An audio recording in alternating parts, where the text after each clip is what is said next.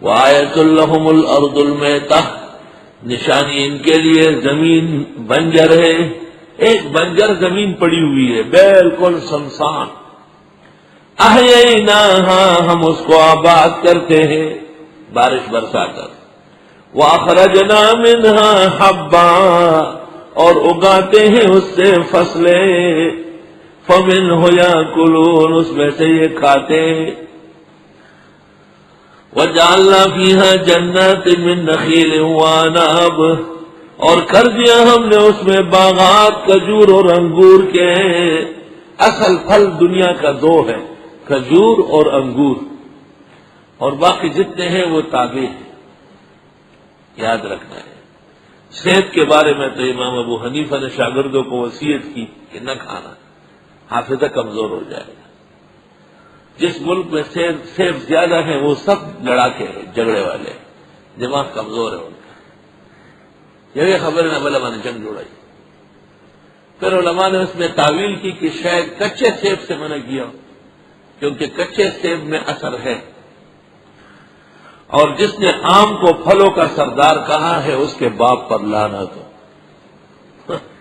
اس جیسے خراب کائنات میں پھل نہیں ہے، جس نے آم کو پھلوں کا سردار کہا اس جیسے بے وقوف انسان نہیں۔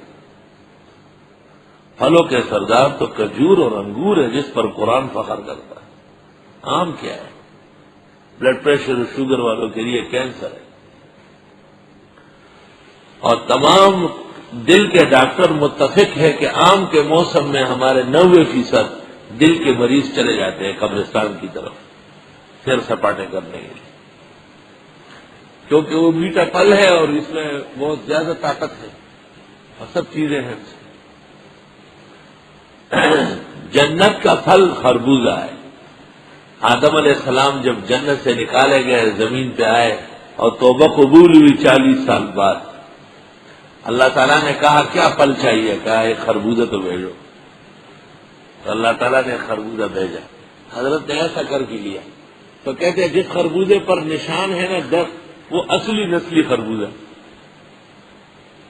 وہ خامخواہ میٹھا ہوگا، خوشبوناک ہوگا۔ اور معبرین کہتے ہیں کہ خواب میں خربوزہ دیکھنا دونوں جہانوں کا فائدہ ہے، دونوں جہانوں کا فائدہ ہے، علم کا بھی اور دنیا کا بھی ہے۔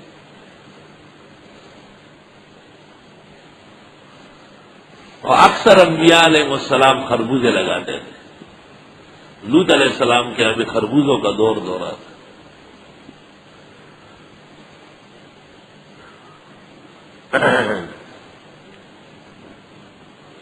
اور ہم نے پیدا کیا ان میں باغات کھجور و انگور کے، وفجرنا فیہا من العیون، اور ہم نے چلا دیے اس میں چشمے، لیاکلوا من ثمرہ، کہ کھائیں اس کا پھل، وما عملت ایدیہم، اور وہ جو بنایا ان کے ہاتھوں نے، محنت مشقت تو کی ہے، یا یہ کہ ان کے ہاتھوں نے کیا کیا ہے، ہم نے پیدا کیا ہے۔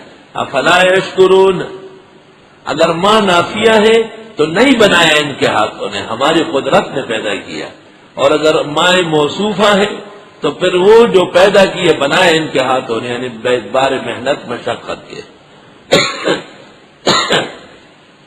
سبحان الذی خلق الازواج کلھا، پاکی ہے اس کے لیے جس نے پیدا کیے اناج ہر طرح کے، مما تنبت الارض، جس کو اگاتی ہے زمین، کوئی ایک چیز ہے، ومن انفسہم، خود ان کے جیوں میں سے، ومما لا یعلمون، جن کو یہ جانتے تک نہیں ہیں۔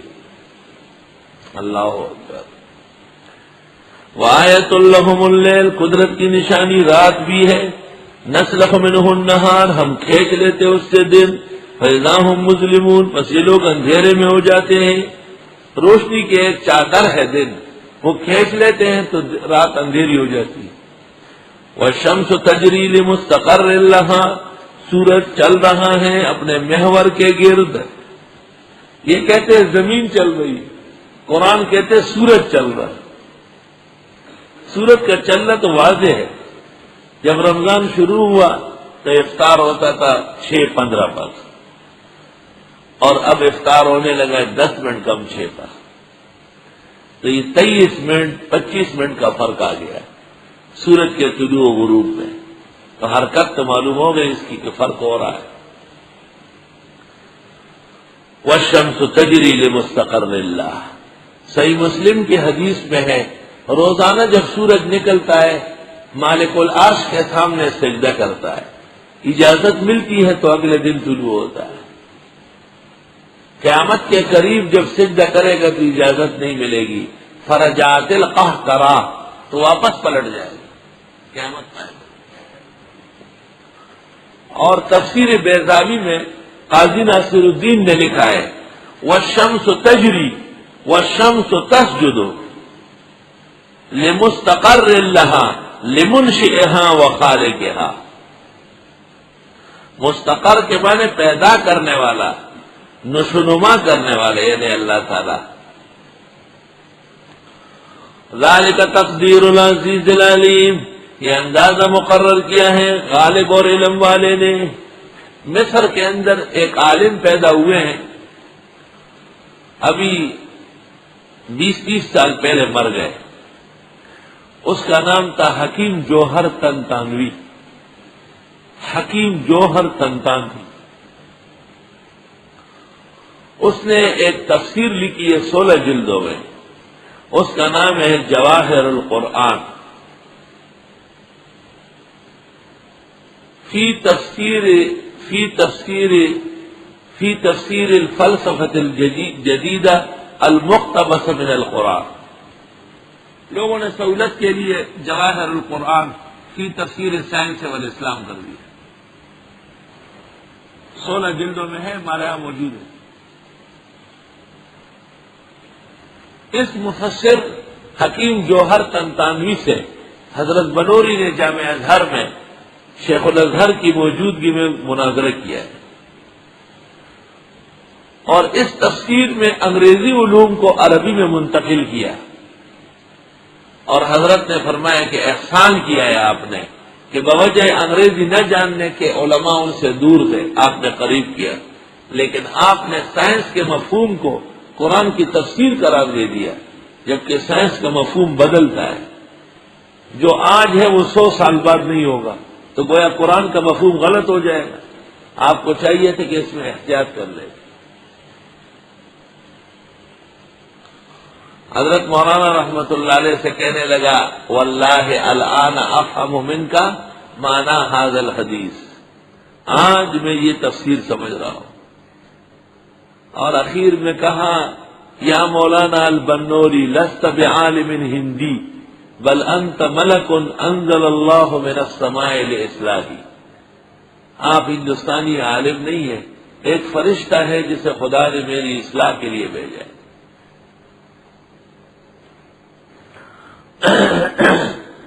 ذالک تقدیر العزیز العلیم والقمر قدرناہ منازل، اور چاند کے مقرر کیے ہم نے ٹھہراؤ. چاند کی بھی دن مقرر ہے، آج پہلی رات ہے، آج دوسری رات ہے.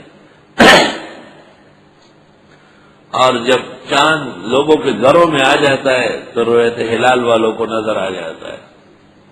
رویت ہلال والوں کے لیے کوئی خاص قسم کا چشمہ بنانا پڑے گا. کائنات کے اندھے اور ٹٹو، نہ چاند نظر آتا ہے ان کو، نہ ان کی آنکھ کی صلاحیت رکھتی ہے. جو لوگ دیکھ لیتے ہیں ان پہ خفا ہوتے ہیں. چاند دیکھتے ہیں صبح سرحد میں، اور سرحد والوں کی گواہی نہیں مانتے.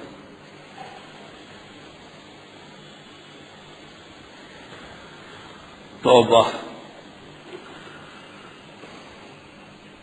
والقمر قدرناہ منازل، اور چاند کے مقرر کیے ہم نے ٹھہراؤ. حتی عاد، یہاں تک کہ ہو جاتا ہے کالعرجون القدیم، جیسے پرانی شاخ ہو کھجور کی.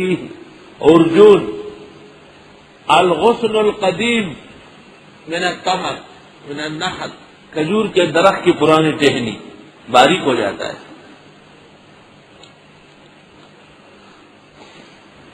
سورج اور چاند کے منازل پر پاکستان میں حضرت مولانا محمد موسیٰ صاحب لاہور والے کی اچھی نظر تھی.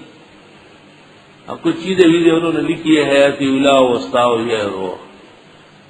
وفاق والوں کو بھی شوق ہوا، ان کو کورس میں شامل کیا طالب علموں کو پاگل کرنے کے لیے. وہ خود مولانا موسیٰ کی زندگی میں ان کے ہر کتاب کا ان کو اردو میں ترجمہ کرنا پڑا.